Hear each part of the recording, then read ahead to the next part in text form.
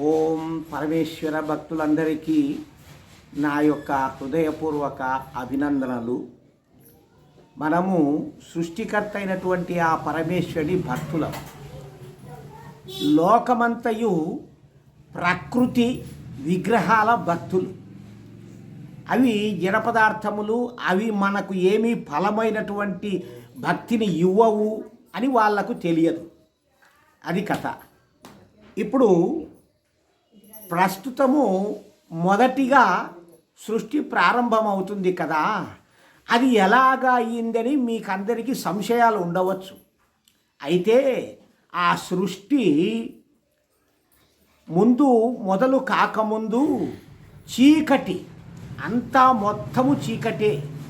ఎట్లా అంటే నేల లేదు, సూర్యుడు లేడు, చంద్రుడు లేడు, నక్షత్రాలు లేవు, మొత్తము చీకటి, మొత్తము శూన్యం, అంతయు శూన్యమే. అయితే ఈ శూన్యములో ఒక ఉత్పాదనకు పనికొచ్చే వస్తువు ప్రకృతి ఉన్నది.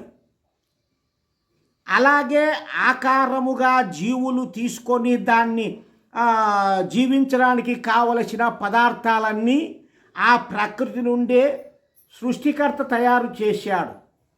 సృష్టికర్త ఈ యొక్క ప్రకృతితో అన్ని పదార్థాలు తయారు చేశాడు. ఎట్లా అంటే ముందు ఓంకారమైనటువంటి ధ్వనులతో, గొప్ప గొప్ప ధ్వనులతో సృష్టిలో ఉండేటటువంటి ప్రతి ఒక్క అణువుల కదలిక ప్రారంభమైంది.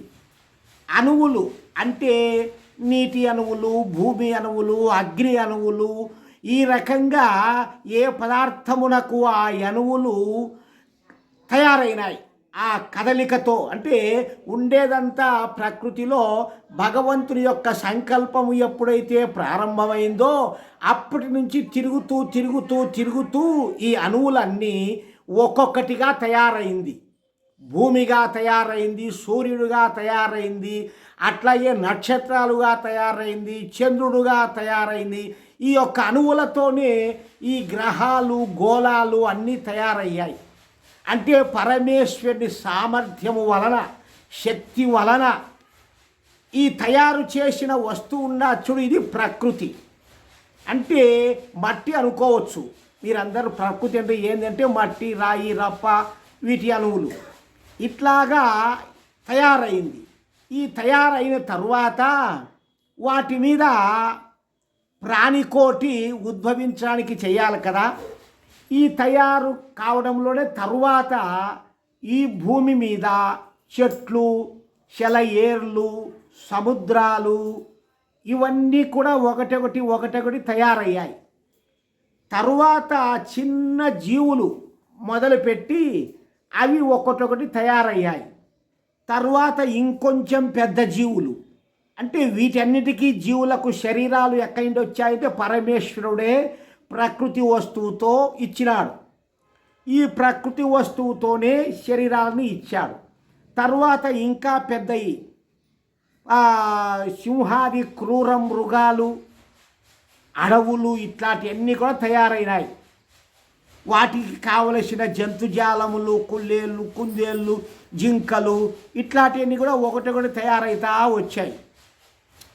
తరువాత పిల్లి, కుక్కలు లాంటి ఇట్లాంటివన్నీ కూడా వచ్చాయి.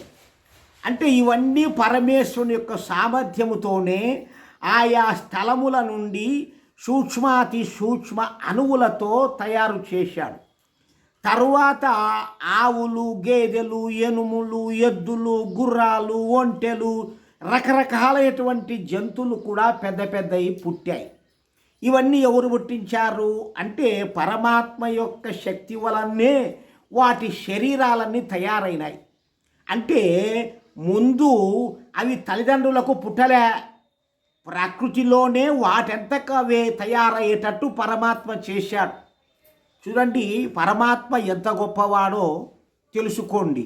అంత గొప్ప పరమాత్ముని విరిచి మనము రాళ్ళు రప్పలను పూజించుకుంటూ దేవుడు అనుకుని టెంకాయలు కొట్టుకుంటా తింటా ఉంటే మనం సోమరులంగాక భగవంతుని తెలుసుకునేది ఎప్పుడు, ఆయన మెచ్చే పనులు చేసేది ఎప్పుడు.